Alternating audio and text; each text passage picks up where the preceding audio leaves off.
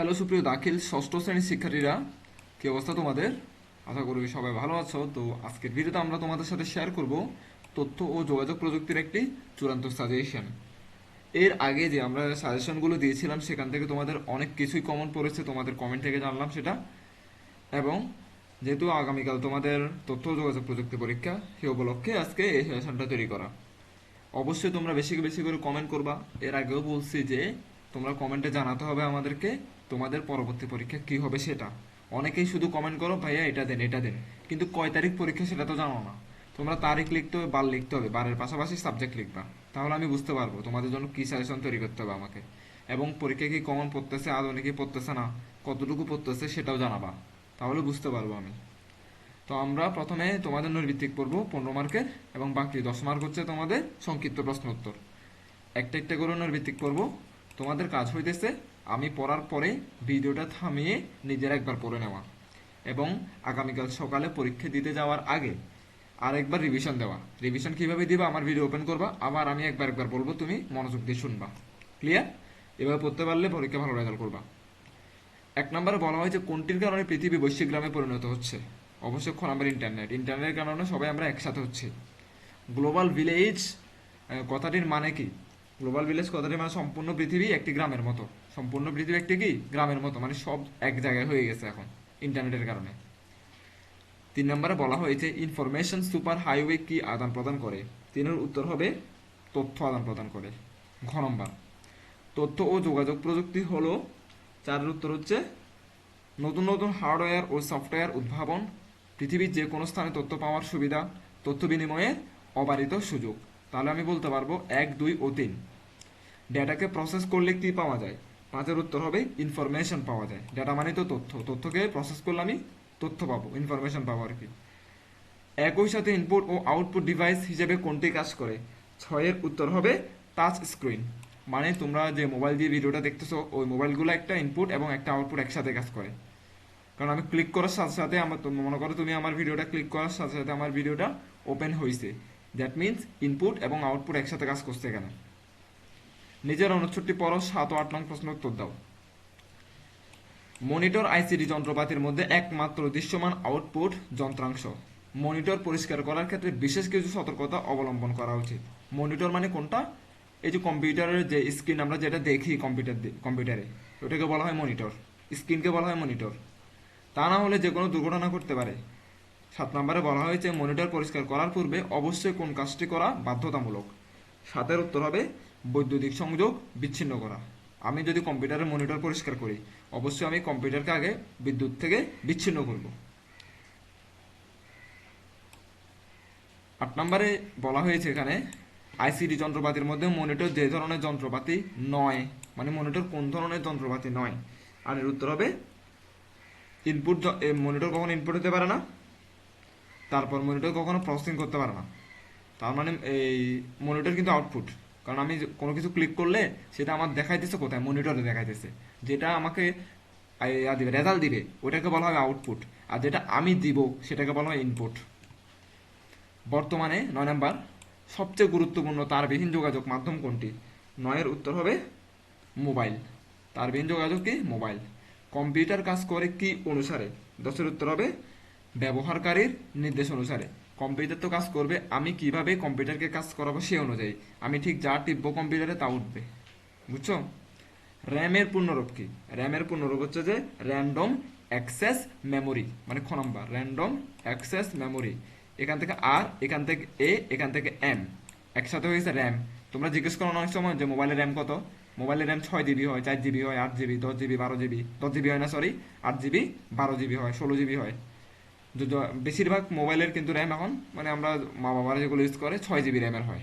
মানে র্যাম যত বাড়বে মোবাইল তত স্পিড হবে, সাথে প্রসেসরও লাগবে। কম্পিউটারে ডেটা এন্ট্রি করার যন্ত্র হলো 12। একটা হচ্ছে মাউস, ওএমআর এবং স্ক্যানার। তাহলে আমি তিনটাই বলতে পারি। এখানে খ নম্বর উত্তর হবে। আমাদের দেশে বিদ্যুৎ প্রবাহের ভোল্টেজ কত? 220 ভোল্ট আমাদের এখানে। তাহলে খ। মস্তিষ্ক থেকে স্নায়ুর ভেতর দিয়ে কোন সংকেত পাঠানো হয়? 14 নম্বর উত্তর হবে বৈদ্যুতিক সংকেত। গ। প্রায় সব অপটিক্যাল মাউস কাজ করে। 15-র উত্তর হবে আলো সূত্র মতে আলো প্রতিফলিত হয়ে, উত্তর হবে 1 ও 2। তাহলে আমি বলতে পারি ক নাম্বার। এই তো গেল তোমাদের 15টা নৈর্ভিত্তিক প্রশ্ন উত্তর। এরপর আমরা দেখে নিব তোমাদের সংক্ষিপ্ত প্রশ্ন উত্তর। দেখো এখানে সংক্ষিপ্ত প্রশ্ন উত্তর আমাদেরকে কি বলছে, যে কোনো 5টি প্রশ্ন উত্তর দাও, প্রতিটি প্রশ্নের মান 2, একটা প্রশ্নের মান হচ্ছে 2 করে। তাহলে প্রথম 4টা প্রশ্ন এখানে দেখে নাও তুমি, এই 4টা প্রশ্ন হচ্ছে এখানে, আর বাকি 4টা প্রশ্ন হচ্ছে এখানে। টোটাল হচ্ছে 8টা প্রশ্ন, তোমাকে দিতে হবে কয়টা, 5টা। তোমার জন্য ভাইয়া সবগুলো প্রশ্ন উত্তর লিখে রাখছি, তুমি আর যে কোনো এখান থেকে 5টা উত্তর শিখে নিবা। খাতায় তুলে নাও তো একটু। 1 নম্বর প্রশ্ন কি ছিল আমাদের, 1 নম্বর প্রশ্ন একটু জুম আউট করে আমি একটু। 1 নম্বর প্রশ্ন ছিল বর্তমান পৃথিবীকে গ্লোবাল ভিলেজ বলা হয় কেন। তাহলে উত্তর হচ্ছে এখান থেকে, ইন্টারনেট ও তথ্য প্রযুক্তির অভূতপূর্ব উন্নয়নের ফলে ভৌগোলিক দূরত্ব থাকা সত্ত্বেও পৃথিবীর এক প্রান্তের মানুষ অন্য প্রান্তের মানুষের সাথে খুব সহজে যোগাযোগ ও তথ্য আদান প্রদান করতে পারছে। পুরো পৃথিবীর মানুষ যেন এখন একটি একক গ্রামে বা সমাজে বসবাস করছে। এই পারস্পরিক সংযুক্তির কারণেই বর্তমান পৃথিবীকে গ্লোবাল ভিলেজ বা বৈশ্বিক গ্রাম বলা হয়। বুঝছো তো, ইন্টারনেটের কারণে আমরা সবাই একসাথে হয়ে গেছি, মানে আর কেউ কারো থেকে দূরে নেই, খুব সহজে একজনের সাথে একজন এখান থেকে বসে আমেরিকা যোগাযোগ করা যাইতেছে, ভিডিও কলের কথা বলা যাচ্ছে, সবকিছু করা যাচ্ছে, মানে এক প্রান্ত থেকে পৃথিবীর অন্য প্রান্তে। তো এটাই মানে গ্লোবাল ভিলেজ, মানে এক ভিলেজ অর্থ তো গ্রাম, মানে পুরো একটা গ্রামে পরিণত হয়েছে। 2 নম্বর প্রশ্ন ছিল তথ্য ও যোগাযোগ প্রযুক্তি ব্যাংকিং সেবাকে অনেক সহজ করছে। তথ্য ও যোগাযোগ প্রযুক্তি আমাদের ব্যাংকিং সেবা সহজ করছে, আমাদের ব্যাংকিং যত লেনদেন আছে আমরা সব ঘরে বসে করতে পারি। যেমন অতীতে ব্যাংকিং কাজের জন্য মানুষকে সশরীরে নির্দিষ্ট ব্যাংকে গিয়ে দীর্ঘ লাইনে দাঁড়িয়ে টাকা তুলে বা জমা দিতে হতো, কিন্তু আইসিটি ব্যবহারের কারণে এটা অনলাইন হবে। ONLINE অনলাইন বা সরেও দন্তন্য লকাল্লা রশ্মি দন্তন্য অনলাইন ব্যাংকিং এবং মোবাইল ব্যাংকিং চালু হয়েছে। এখন গ্রাহকেরা ঘরে বসে যে কোনো সময় টাকা লেনদেন, বিল পরিশোধ এবং এটিএম বুথ থেকে দিনরাত 24 ঘন্টা টাকা তুলতে পারছেন। ফলে আইসিটি ব্যাংকিং সেবাকে অত্যন্ত সহজ, দ্রুত ও নিরাপদ করেছে। বুঝাইছে? 3 নম্বর বলছে বিজ্ঞান ও গবেষণায় আইসিটির ব্যবহার উল্লেখ করো। সবচেয়ে বেশি ব্যবহৃত হচ্ছে আইসিটি এখানে। তাহলে এখানে বিজ্ঞান ও গবেষণার ক্ষেত্রে আইসিটির ব্যবহার নিচে উল্লেখ করা হলো। প্রথম হচ্ছে জটিল ও কঠিন বৈজ্ঞানিক হিসাব নিকাশ ও কম্পিউটারের সাহায্যে খুব দ্রুত ও নিখুঁতভাবে করা যায়। তো গবেষণার জন্য প্রয়োজনীয় নতুন তথ্য উপাত্ত ইন্টারনেটের মাধ্যমে বিশ্বের যে কোনো প্রান্ত থেকে মুহূর্তে সংগ্রহ করা যায়। 2টা পয়েন্ট দিলেও চলবে। এরপর অপটিক্যাল ফাইবার কি। তো অপটিক্যাল ফাইবার হলো অত্যন্ত সূক্ষ্ম কাজ যা প্লাস্টিকের তৈরি এক ধরনের নমনীয় তন্তু বা নল। এর মধ্য দিয়ে আলোর গতিতে অত্যন্ত দ্রুত, এই ব্র্যাকেটের ভিতরে এটা লাগবে না, উপাত্ত তথ্য আদান প্রদান করা যায়। এটি বর্তমান বিশ্বের সবচেয়ে দ্রুত গতির তারযুক্ত একটি যোগাযোগ মাধ্যম। তার মানে আমার মনে রাখতে হবে, বর্তমান বিশ্বের সবচেয়ে দ্রুত গতির তারযুক্ত যোগাযোগ মাধ্যম কি, অপটিক্যাল ফাইবার। 5 নম্বর বলছে, 5 নম্বর প্রশ্নটা এখান থেকে দেখে একটু, র্যাম ও হার্ড ডিস্কের ড্রাইভের মধ্যে 2টি পার্থক্য লেখো। 2টা করে লিখতে হবে। এটা র্যাম বানান এখানে হয় নাই, মানে কিবোর্ডে টাইপিং করার কারণে ভুল হয়েছে এখানে। র্যাম মানে কি, এখানে র্যাম বানান দেখো, এখান থেকে র্যাম রয়জফলা আকার ম র্যাম। তাহলে 2টা পার্থক্য দেখা, একটা এখানে লিখলাম পার্থক্য, এটা স্থায়িত্ব, এটা মানে কি স্থায়িত্ব, তয়ব, বটা নিচে নিচে হওয়ার কথা, উঠে নাই যে নিচে, এটা তথ্য সংরক্ষণ। এই যে এভাবে তোমাকে করতে হবে, বক্স এঁকে তারপর করে লিখতে হবে এটা। তাহলে এটা বাদ দাও যদি কঠিন লাগে। 6 নম্বর ইনপুট ও আউটপুট ডিভাইস কি। ইনপুট যেটা বললাম, যে ডিভাইসের মাধ্যমে কম্পিউটারে কোনো তথ্য প্রদান করা হয়। মনে করো আমি কিবোর্ড দিয়ে লিখতেছি কম্পিউটারে, এই যে আমি কিবোর্ড দিয়ে এখন এটা টান দিলাম, সরি মাউস দিয়ে এভাবে টান দিছি লাল দাগেটা, তার মানে আমি এখান থেকে ইনপুট দিচ্ছি আমার হাত দিয়ে। আউটপুট কোথায় শো হইতেছে, আউটপুট এই যে স্ক্রিনে শো হইতেছে, বুঝছো। আর আউটপুট ডিভাইস হচ্ছে মনিটর, তোমরা এখন যেটা দেখতেছো এখন স্ক্রিনে যেটা দেখতেছো ওটা হচ্ছে আউটপুট বা প্রিন্টার। মানে আমি এখানে ক্লিক করতেছি হাত দিয়ে, ইনপুট দিচ্ছি, আর আউটপুটটা শো হইতেছে কোথায়, রেজাল্ট কোথায় বের হইতেছে, রেজাল্ট বের হইতেছে তোমাদের স্ক্রিনে, এই যে স্ক্রিনে বের হইতেছে।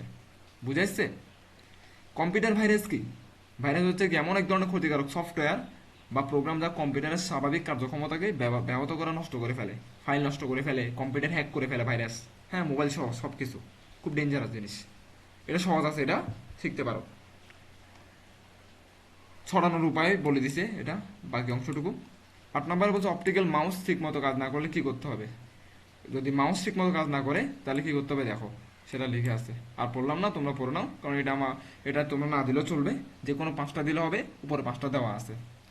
তো আই থিঙ্ক তোমরা এটা দ্বারা উপকৃত হচ্ছ। ভিডিওটি অবশ্যই তোমার বন্ধুদের সাথে শেয়ার করবা, লাইক করবা, বেশি বেশি করে কমেন্ট করবা এবং পরবর্তী ভিডিওর জন্য অপেক্ষা করো, সে যাতে কমেন্টে জানো তোমাদের কী লাগবে সেটা। তো আজকের ভিডিও এতটুকু পর্যন্ত। ধন্যবাদ সবাইকে।